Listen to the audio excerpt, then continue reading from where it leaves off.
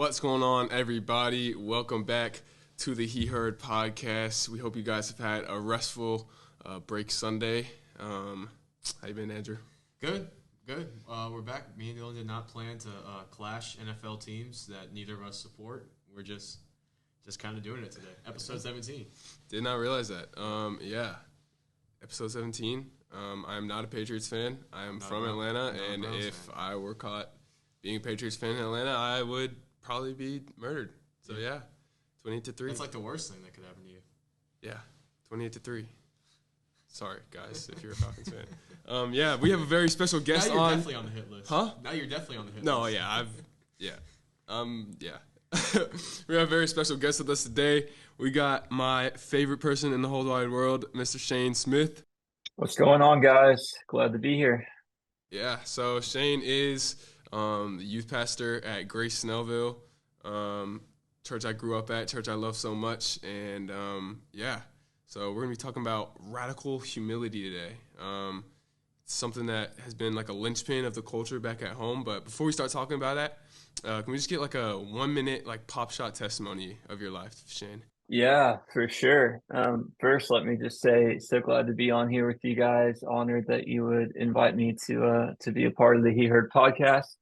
A little bit of my story. I grew up in a Christian household, and really throughout middle school, high school, it was always a struggle for me to kind of find my identity in sports and how well I performed in baseball and basketball and things like that. But really the one who led me to start following Jesus was my dad. My dad, the way that he loved his family, the way that he loved God, I just knew there was something different about him that I wanted. And when I got old enough, I could tell like, oh, it's because this man really loves Jesus and he has a relationship with the Lord. And so eventually, just kind of in a conversation with my dad in the living room, I gave my life to the Lord, and it was at a young age, but I was just kind of like, hey, wherever you call me, I'm in, God. Like with what I knew, I was like, I'm in. I'm in love with this man, Jesus, and whatever he calls me to, I'm happy to do it. And so then, throughout middle school, high school, always struggled with finding my identity in sports and things like that. But it was really my sophomore year of high school where there was a guy who was a couple grades older than me on my basketball team, who started to really pour into me and disciple me. Like we would go to Subway and then go to these worship nights together every Thursday night. And that was like our go-to for a little bit. And it was really in that season where I felt the Lord start, maybe forming me, maturing me in my faith more so than maybe any other time in my life. And then got to my junior year of high school, and I felt like the Lord started putting ministry on my heart and what it would look like to do that as like a vocation. And so I started praying into that more and more. And then eventually I got to my senior year of high school, and there was only there's one college where I could play baseball at and study theology at. And I was like, I guess this is what we're going with, because both of those was kind of what I wanted to do in college. And so did that. And then 4 years there. That was great. Made some really awesome friends and grew in my faith there. And then been working here at Grace for about 4 years now. So that's kind of snapshot of my testimony. Yeah, if any of y'all know Shane, played baseball, but is a hooper. So can relate to Andrew. Low key, I got a silky jumper. Low key, you wouldn't know. Not low key. This guy has a silky jumper. When I tell you, when he laces up his hyper dunks, oh my goodness. Dude, the hyper dunks. Dude, he has a silky jumper. Silky. Gotta have he heard runs. He heard runs over the summer. He heard runs. Andrew might be coming to Atlanta. We will do some he heard runs. To talk about, so now you're with True North, and I remember the first summer that I really gave my life to Christ was last summer, as you know. And I just remember one of the things that we always were talking about is setting up a culture of radical humility. But for the people that weren't there, can you give us like, what is radical humility? So at True North, we have these kind of 4 culture statements that we talk about a lot. The first one is culture of radical humility. Second one is culture of initiatory love. Third one is culture of faith. And then fourth one is Jesus over everything. And culture of radical humility. Really, like if you don't get that one right, it's hard to get any of the other ones right, really. And so whenever we talk about radical humility, really what we're talking about is that radical humility is the proper response when we understand who we are in light of who God is. And so kind of this idea that like whenever you get a glimpse of Jesus and how great he is, and even in his majesty and greatness, he chose to humble himself and he chose to serve people. And so if Jesus is the one that we're following and he's the one that we're modeling our lives after, then the only proper response is to say, man, how much more should I be humbling myself and serving others in humility? Because that's what he did. Yeah, and if I remember correctly, it's Philippians 2 that is kind of based off of, right? Yeah, that's kind of the hinge text, if you will, that we use for radical humility a lot. Yeah, I'll read it here. I got it pulled up already if you don't have it pulled up yet. So it's Philippians 2, we start in 5, right? Yeah, normally we do like 3, verse 3 through 11. Okay, yeah. So do nothing out of selfish ambition or vain conceit. Rather, in humility, value others above yourself, not looking to your own interests, but each of you to the interests of the others. In your relationships with one another, have the same mindset as Christ Jesus, who being in very nature God, did not consider equality with God something to be used to his own advantage. Rather, he made himself nothing by taking the very nature of a servant, by being made in human likeness. And being found in appearance as a man, he humbled himself by becoming obedient to death, even death on a cross. Therefore, God exalted him to the highest place and gave him the name that is above every name, that at the name of Jesus every knee should bow, in heaven and on earth and under the earth, and every tongue acknowledge that Jesus Christ is Lord, to the glory of God the Father. So, I mean, yeah, y'all hear right there, like, if Jesus, who was in very nature God, did not find it something to boast about and to put himself on a pedestal over others, then why should we, who are, not even worthy of the glory of God, why should we, put ourselves on a pedestal above others? And I think that's where the humility comes from. The only thing we should ever really boast about is that we have Jesus. Right, yeah. But it's kind of crazy because Jesus didn't boast about himself, but in reality, that's the only thing we should ever boast about. So it's just good song about that. Boasting by Lecrae. Got to check that out. Good song. Yeah, that's so good. I think it's I think it's crazy to think about, like, if there was ever someone who had the right to not be humble, it'd be Jesus, right? Like he's literally perfect, literally never sinned. And even in his, like, having all rights to not be humble, having all rights to be prideful, he chooses the path of humility. And so what would it look like for us to, like, do that every single day when we don't have anywhere near the reason to not be humble like Jesus did, Yeah, that's so good. I think that kind of answers my next question, but if you want to dive into it a little bit more, like, why is it so important to practice radical humility? Like, other than the fact that, we're obviously called to live more like Jesus, like, why is it so important to practice it? What's the difference that makes? Yeah. There's somebody, I can't remember who it is that said it first, but he says basically that humility is not having too low a view of yourself, and it's not having too high a view of yourself. It's viewing yourself properly, meaning, like, humility is not thinking less of yourself. It's just thinking of yourself less. And so it's like, really, when we have this idea of humility and we're thinking about it, really gives us kind of a proper understanding of who we are in light of the greater story of the universe, of what God has done in creation and sending his son to redeem us after we've messed it up.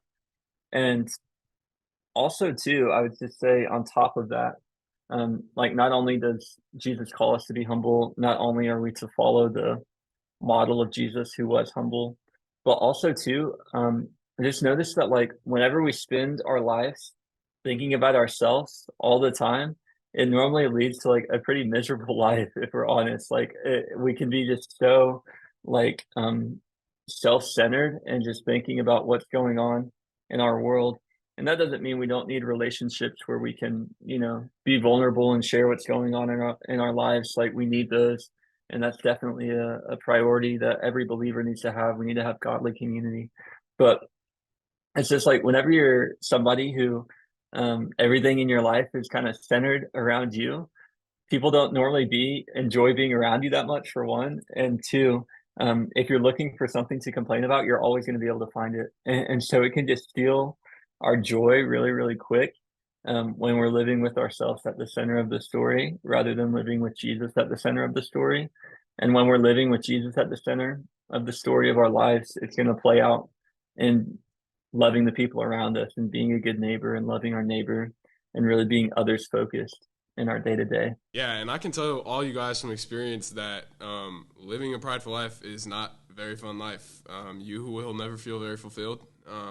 We always talk about that God-sized hole in your heart cannot be filled with anything but God. And I think the reason we always try and throw things into that hole to try and plug it up is because of pridefulness. Like, you try to fill it. For me, it was soccer, it was girls, it was school, video games, whatever it be. It was always stuff like that. And I think that is really rooted in a lot of pride. And so, like, for people that are stuck in that place right now, that place of just living a very prideful life and not feeling very fulfilled, how would you tell them to practice radical humility? Like, how would you go about doing that? Yeah, that's a good question. I think what comes to mind for me, there's probably like kind of two sides to it. Maybe like first for the person who is a follower of Jesus and maybe pride is something that they feel like they struggle with. I would say oftentimes if we try to like muster up enough strength to be humble, it can be pretty hard to like sustain that because it's something that kind of birthed out of our own strength, like something that we were trying to do ourselves. And so for me, I think what I've noticed is rather than trying to build up enough willpower to be somebody who's humble, it comes more from like just looking at Jesus and fixing your eyes on him. And just like the more that you fall in love with him, it's like, man, I am so in awe of this man. And I am so like, can't believe like what he did on the cross and can't believe the way he lived his life. Like, my only response to that is to be like, man, I want to be like this man. Whatever he calls me to, whatever it is that he wants me to do, like I'll do it. And so if humility is part of that, then like let's go. I'm in.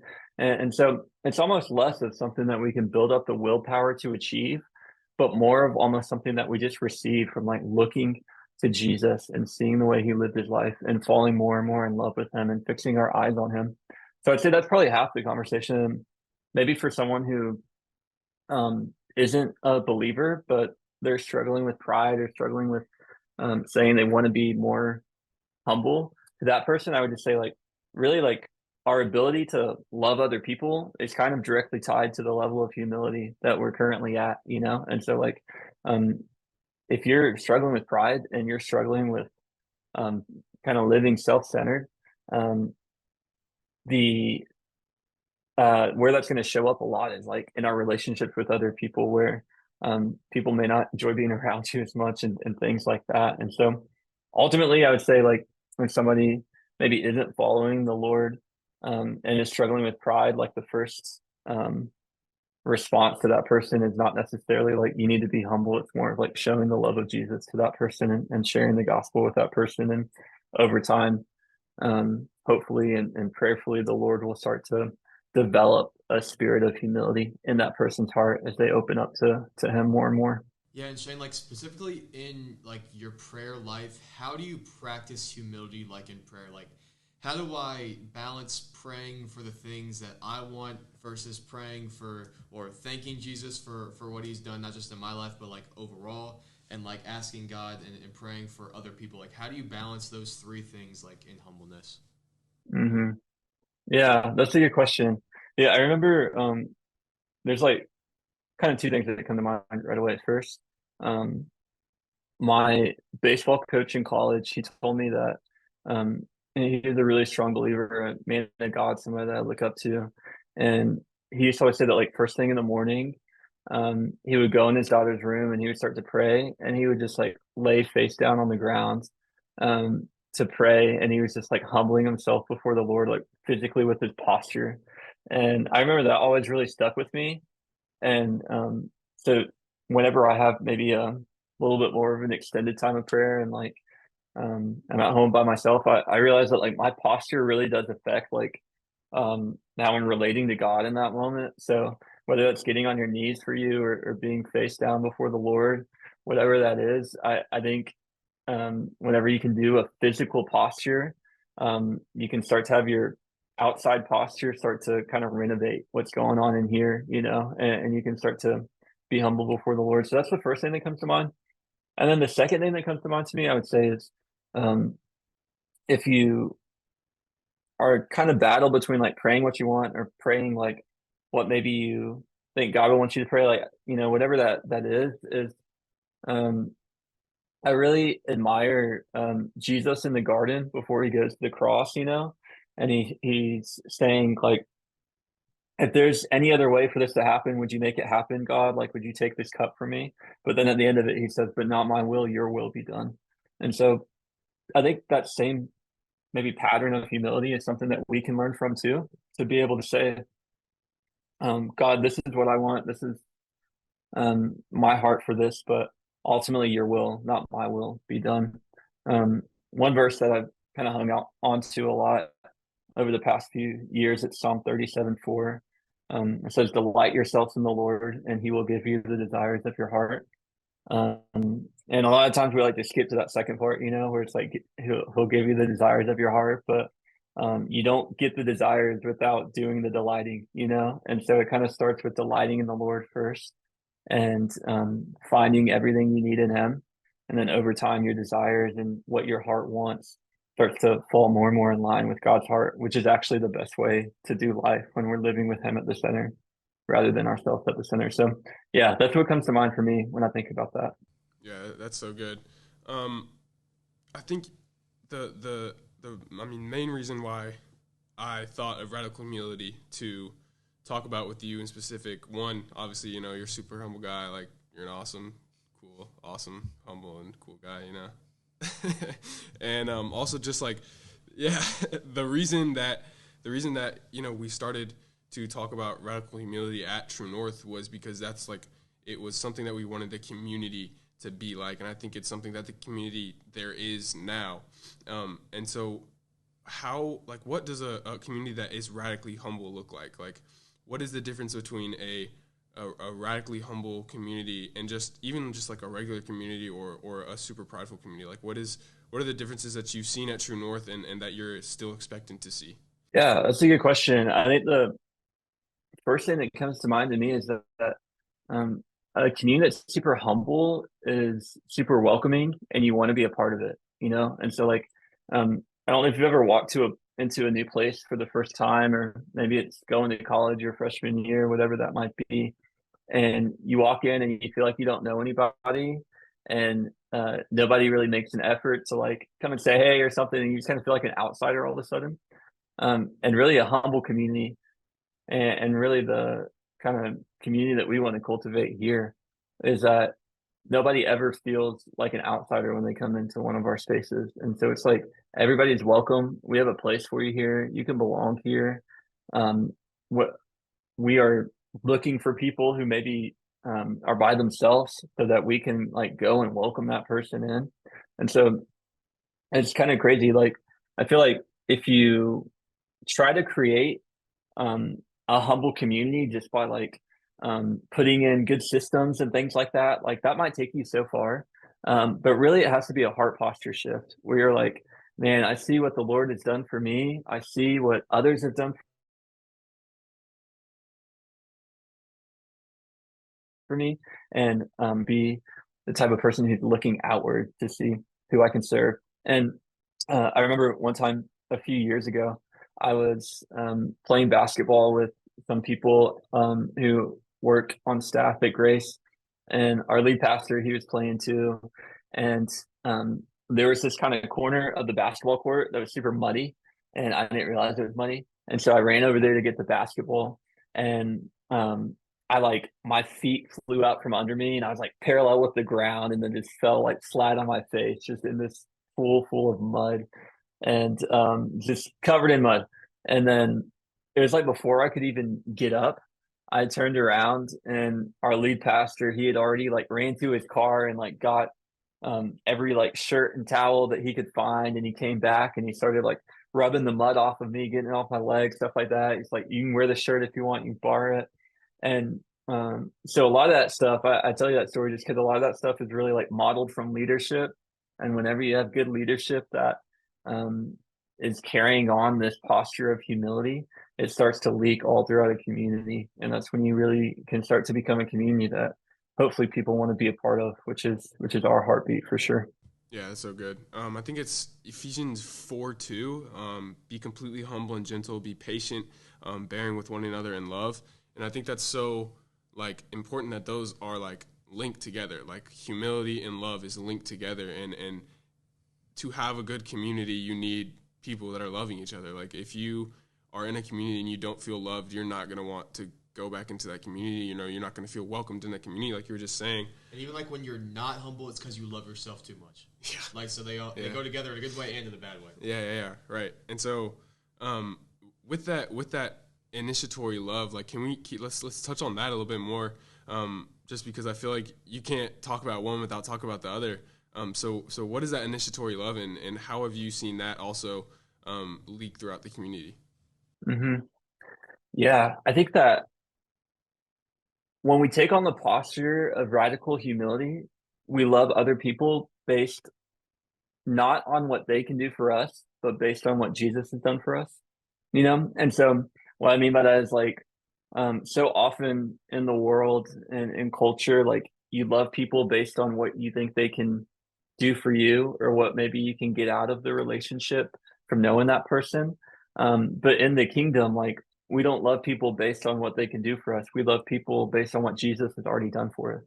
And so, really, when you start talking about initiatory love, I think it all comes down to this idea of like looking outward and seeing who is somebody that maybe doesn't feel like they have a seat at the table right now, and I can help give them a seat at the table. Um, I think of the parable of the Good Samaritan, you know, nobody thought the Samaritan would be the one to go and serve the person who was bruised and beat up on the side of the road. But he sees the person, he moves toward that person, he helps that person, he walks with that person, and then he takes them to a place to for somebody to care for him. And he gives them a little bit of money and he's like, hey, however much it costs, just do the work and I'll come back and pay it later. He doesn't even know how much it's going to cost him. And I think we can learn so much from that when it comes to the idea of initiatory love, because we really see the Good Samaritan there. Like he puts his reputation to the side, he maybe puts his fear to the side, and he says, man, I see somebody in need and I'm willing to serve that person, even if it's going to cost me something along the way. Because whenever we live out initiatory love, it will cost us along the way. But ultimately, all of that is a response to Jesus, who is like the perfect example of initiatory love. You know, it says in Romans, it says God demonstrated His own love for us in this, that while we were still sinners, Christ died for us. So even when we were dead in our sin, not doing anything worth dying for, Jesus moved toward us and showed initiatory love. And so that's really our heartbeat with initiatory love as well. It's being people who look outward, being people who are trying to set the table for others to have a place to belong. And like you said already, it really kind of starts with that heart posture of humility. And then it starts to play out in the action of loving others and being somebody that's on the lookout for who's somebody that maybe feels like they don't have a seat at the table right now, and how can I help them know that they have a seat at the table already. Yeah, and I think it like boils out of the church too. Like it's not just something that we're doing in the church or you're doing in the church or that you're calling people in the church to do. Like it is something that boils out into the school, into your sports team, into all these things. I mean, you always hear like the example of somebody being humble and somebody being like very loving towards somebody is seeing somebody sitting at a lunch table on their own at school and you go and sit down with them. So like it is more than just doing it in the church. Like this should surround your whole life. This humility and this initiatory love should surround your whole life and really just make you more Christ-like. Like, you should be going out every single day and thinking to yourself, okay, how many people can I show the reality of what Jesus was and who Jesus was to today? And like, it can change so many lives that you may not even know about. And I think that is something that can be nurtured through the church, but is not something that stops within the walls of the church. And I think that's something that you've done so good with True North. And so that's just a little bit of encouragement to the viewers and to you as well. I think I don't really have much else to say. I don't know if you have any in closing tabs or Andrew, but that's all I've got. That's great, man. I love what you're saying. And I think what you were just hitting at was like why it's so important to stress that it has to be a heart posture shift and not just like an action that we try to do, because the reality is that anybody can fake it for a couple hours on a Sunday, but really we're not just going after creating a humble environment on a Sunday. Of course we want that. And of course we want a loving environment on a Sunday. But like you said, we don't want it to stop there. We really want to be helping form people who are Jesus followers, that are humble no matter where they're at, who are loving people no matter where they're at, because that's the model that Jesus set. And I was thinking maybe we could close with this. I think you might have been there for this, Dillon, but one time we were doing a kind of training on radical humility, and I asked these 7 questions at the end of it that were really just meant to kind of be a gauge of maybe not where you're at in humility, but just to help you ponder, like, hey, here's a kind of self-reflection that can help me think of this idea of humility. And so I'm just going to read off these 7 questions, and then from there, however you want to close, Dillon, we can close from there. First question is, do I want to do anything for my own glory? Second question, when I see a friend promoted or publicly honored, is my first response to cheer them on or to think that should have been me? I'm more talented than them. When I see somebody that I don't like who is promoted or publicly honored, is my first response to celebrate them or to say that should have been me? I'm more talented than them. Do I seek out opportunities to serve others, or do I sometimes go the other way when I feel like I'm about to be asked to do something? Do I view serving or as doing a favor or as a privilege? Do I view any serving opportunities as beneath me? And then last one, am I satisfied with knowing Jesus sees me when I serve, or do I need to be publicly celebrated for it? So those 7 questions, some of them can kind of hit hard. And it's questions I try to ask myself every now and then when I feel like my heart might be kind of out of whack with what God's calling me to and with the season that I'm in. But hopefully, maybe just reflecting on those a little bit can maybe help stir some things in your own heart about what it would look like to be Jesus in your community or where you find yourself in this season of life. Yeah, that's great. And I remember first hearing that, I was my answers were not very great, I'll be honest, but I think I'm gonna reflect on those now, and I can just confidently say, without being prideful, that my answers will be a lot better, because I've taken the intentionality to do that, and I encourage the listeners that are listening right now to. We're gonna throw the questions up on the screen for you right now. They're probably up there already. Just for you guys to truly like sit down with yourself and be honest.